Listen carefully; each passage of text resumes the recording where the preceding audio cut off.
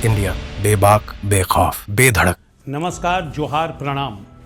बेबाक, बेखौफ और बेधड़क अंदाज की प्रस्तुति का आज सटीक दिन है और मुद्दा भी बहुत सटीक है। अमन साहू, एक टेरर, एक आतंक, एक खौफ, सरकार के लिए सरदर्द, उसका आज अंत हो गया। और किस तरह से इसका अंत हुआ आप समझिए। 21 अप्रैल 2021, आप याद कीजिए, विकास दुबे, यूपी का उतना ही बड़ा टेरर, वो बहुत बड़ा टेरर था, मगर योगी सरकार के एटीएस ने जिस तरह से सड़क दुर्घटना हुई और उसका इनकाउंटर हुआ, वो पूरे देश के लिए नज़ीर बन गया था। और उसी नज़ीर का यहाँ पर आप समझ लें कि फॉलोअप हुआ और यहाँ भी दुर्घटना हुई और अमन साहू का अंत हो गया। मगर हम थोड़ी से पहले चलते हैं। ये अमन साहू था कौन, ये कैसे बना क्रिमिनल और इसके इनकाउंटर का सच क्या है। यह अमन साहू रांची के बुढ़मू प्रखंड के ठाकुर ग्राम के बगल में मतवे छोटा सा गांव, वहाँ एक साधारण से किसान परिवार का लड़का जो 12वीं पास करके और फिर डिप्लोमा की डिग्री लेने के लिए वो पतरातू गया था। और उसके पिता ने घर चलाने के लिए पतरातू में एक मोबाइल की दुकान भी खोल दी थी।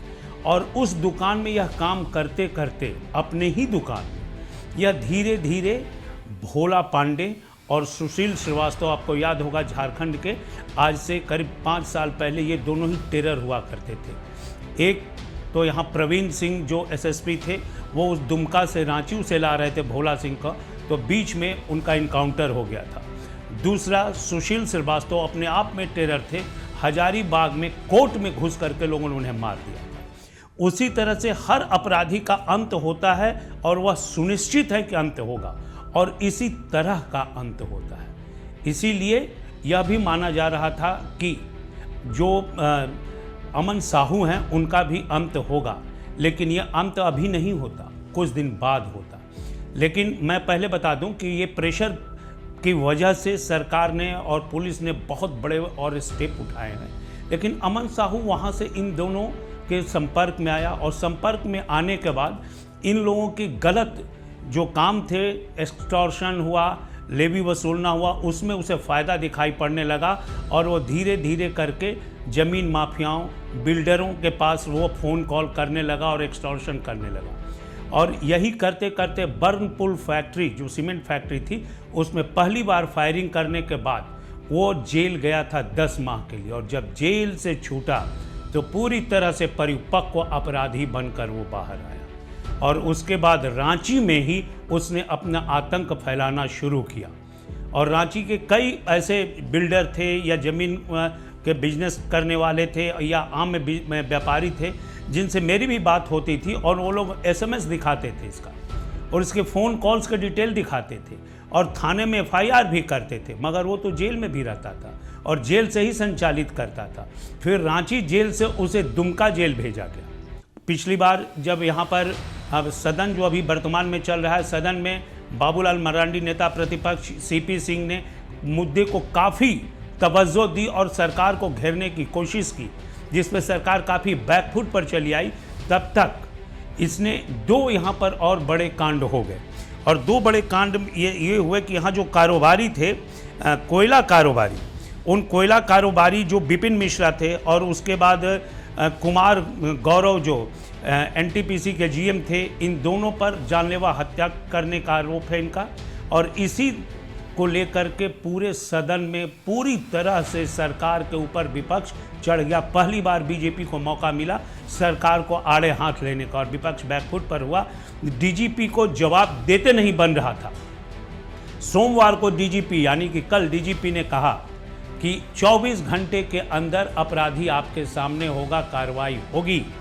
शायद इस तरह की दृढ़ इच्छा शक्ति डीजीपी की पहले होती तो बहुत सारे क्राइम खत्म हो जाते, लेकिन उनकी दृढ़ इच्छा शक्ति और उन्होंने जो वचन दिया उसे पूरा किया। और छत्तीसगढ़ के रायपुर से इसे ट्रांजिट पर लेकर के आया जा रहा था इसी केस में पूछताछ करने के लिए।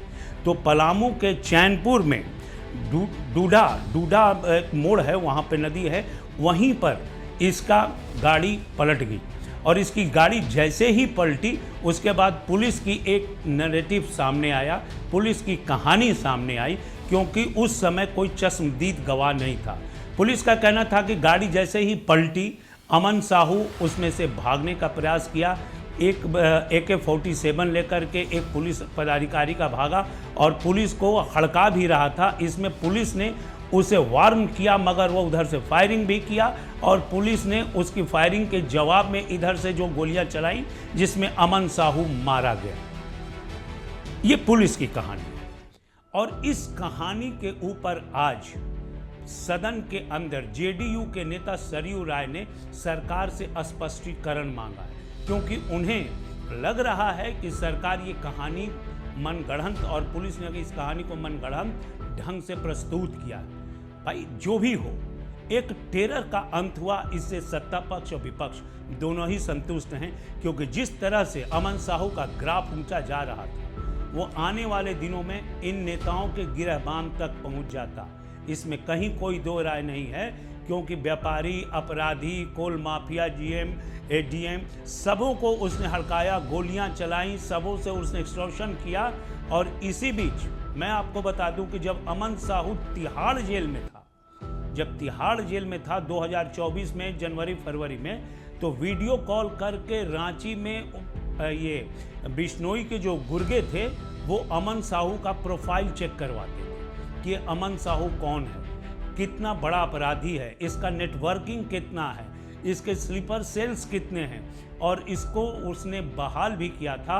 और बिश्नोई गैंग के लिए अमन साहू यहाँ पर स्लीपर सेल्स की बहाली भी करता था। स्लीपर सेल जो थे वो अमन साहू को यहाँ पर रिपोर्ट करते थे और अमन साहू का गैंग बहुत ज़्यादा बढ़ गया था।